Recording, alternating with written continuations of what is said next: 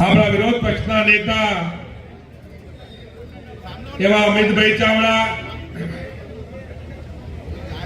બનાસકાંઠાના એમપી એવા આપણા બેન શ્રી જ્ઞાનીબેન ઠાકોર, શૈલેષભાઈ પરમાર, લાલજીભાઈ દેસાઈ, ગીતાબેન, દિનેશજી ઠાકોર,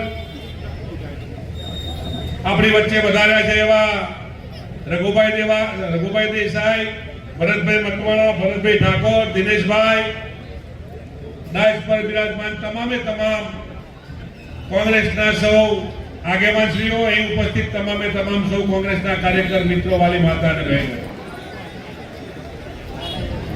સંજોગો વચાત આવી પડેલી કરવા માટે તમારી વચ્ચે આજે અમે આવ્યા છીએ. આપણે આપણા આગેવાનોને ખાતરી આપીએ કે ચિંતા ના કરતા તમે જે ઉમેદવારને પંજો લઈને મોકલશો એમને મેં જીતાડીને તમારા ત્યાં મોકલશો, ખાતરી આપીશું. જો તમે ખાતરી આપતા હોય તો આપણે આપણા આગેવાનોને કહીએ કે ચિંતા ના કરતા આ વખત કડીનું બાય ઇલેક્શન આપણા કોંગ્રેસના ઉમેદવારને જીતાડીને અમે મોકલશું. તો બે હાથ ઊંચા કરીને તમે ખાતરી આપો આપણા આગેવાનોને કે ચિંતા ના કરતા કડીની પ્રજા કોંગ્રેસની સાથે છે. આપ સૌને યાદ કરાવવા માટે આવ્યો છું કે તાલુકા પંચાયત આપણી કોંગ્રેસની હતી. 2002 માં તમે બધાએ ભેગા મળી અને ધારાસભ્ય તરીકે જ્યારે તમે મને ચૂંટ્યો ત્યારે કડીની જવાબદારી આપી હતી. એવી જવાબદારી સાથે તમે કોંગ્રેસના ઉમેદવારને મત આપશો તો બધું જ ભૂલી જઈ ગભે ગભો મિલાવવાની કડીની પ્રજાની તમારી વચ્ચે અમે રહીશું. દાદાગીરી તો કોણ કરે છે?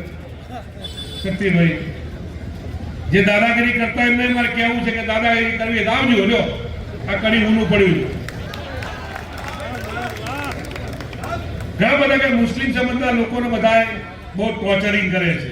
એવા લોકોને મારે કહેવું છે કે આ લોકશાહી છે. આ દેશના રાજમાં બધાને જીવવાનો અધિકાર સરખો છે અને કાયદો કાયદાનું કામ કરશે. જ્યારે કાયદો કાયદાનું કામ કરે છે ને તો એ ભલભલા જેલના હૈયા પાછળ ઘણા બધા લોકો રહેલા છે. એટલા કરજો, કાયદો બધાના માટે સરખો છે. ત્યારે ભારતીય જનતા પાર્ટીનો કોઈ આગેવાન કહેતો હોય કે અમે દાદાગીરી કરશું તો અમે શું કરશું? અમે ઘરમાં બેસીને ખાલી તમારી પૂજા કરીશું? જેવો જવાબ સામેથી આવશે ને એવો જવાબ અહીંથી આવવાનો છે. એની ચિંતા તમે કરતા નહીં.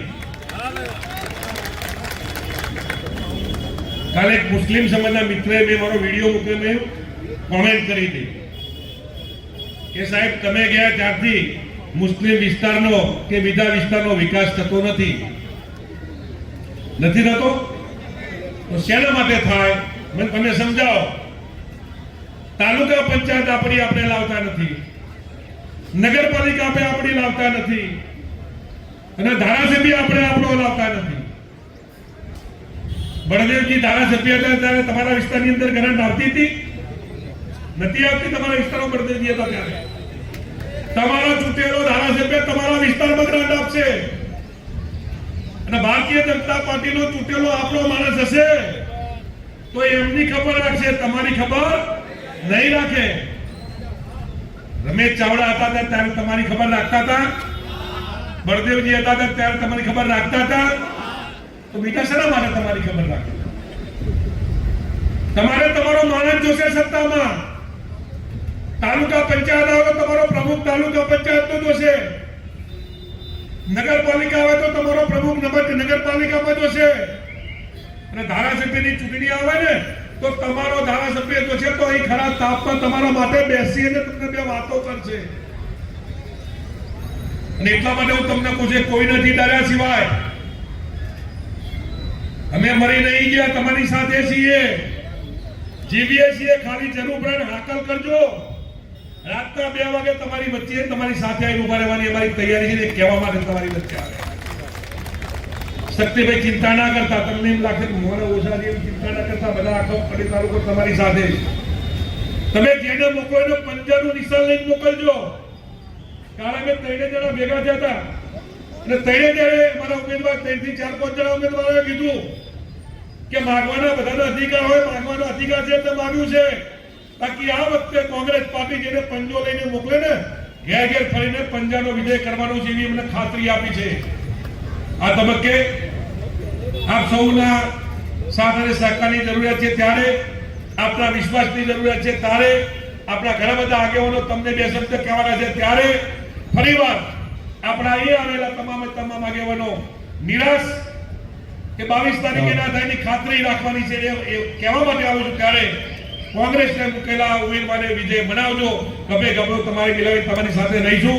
જ્યારે જ્યારે જરૂર પડે ત્યારે તમારી વચ્ચે આવીને ઉભા રહીશું.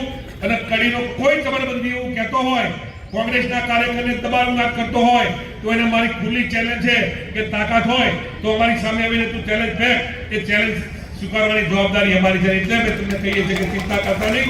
અહીં બોલાવી 2 શબ્દ બોલવાની તક આપી બદલ આપ સૌનો ખૂબ ખૂબ આભાર માની મારી વાત પૂરી કરું. જય ભારત, જય હિન્દ.